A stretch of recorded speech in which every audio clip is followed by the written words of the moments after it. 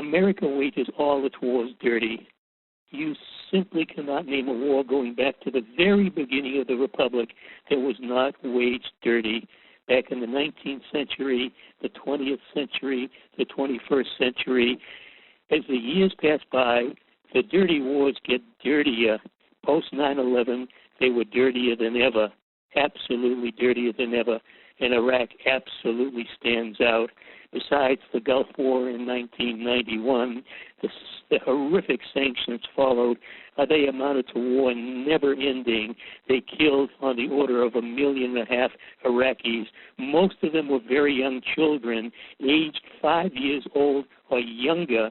This information was totally suppressed by the U.S. media scandals. The 2003 war, it was horrendous. It never ended. It's going on now. It's low key. It's a secretive. U.S. forces are still there. But while the war raged from 1993 and for years after, my article addressed two colonels by the name of Steele. Michael was one, James was the other. Michael led Combat Corps ground troops. He violated international, constitutional, U.S. statute, and military law. He ordered his troops to kill all military-aged Iraqis on sight. All of them. Well, how do you even define that? Is it 12-year-old? Is it 60-year-old? Is it an 80-year-old? Essentially, his forces under his command. And he told them personally, he ordered them, kill all military-aged Iraqis on sight. Well, this violates fundamental laws. The other Steele, James, was picked by Donald Rumsfeld, defense secretary at the time. He reported directly to him. He worked with a retired colonel named James Kaufman. He reported directly to David Petraeus. He was in command of U.S. ground forces in Iraq before he became commander in Afghanistan, before he became CIA director, before he was discredited in a so-called sex scandal that had nothing to do with sex. It had a lot to do with his incompetence and things related to it. Anyway, he's out. But Kaufman reported to Petraeus. James Steele reported to Rumsfeld. They ran detention torture centers. They still operate. They're not checked. I don't know who's operating them now.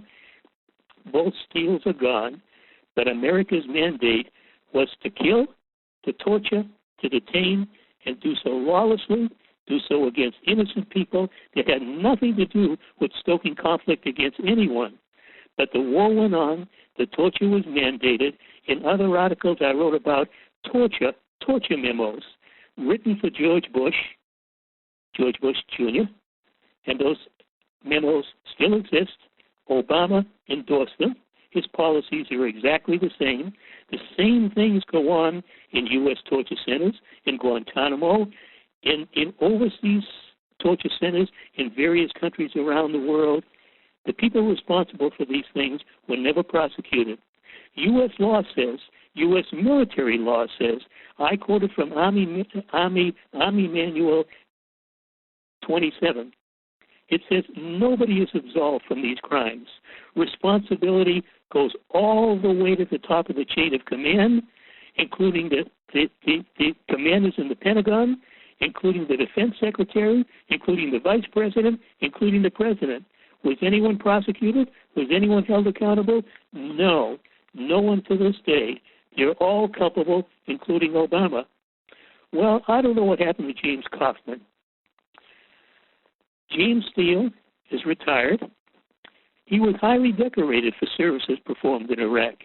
Of course, his services were detaining and torturing. He lives in Texas. He gives motivational speeches. He discusses counterinsurgency operations in conflict areas. He avoided prison where he belongs. So did Kaufman, Petraeus, and others, all the way up the chain of command to the top.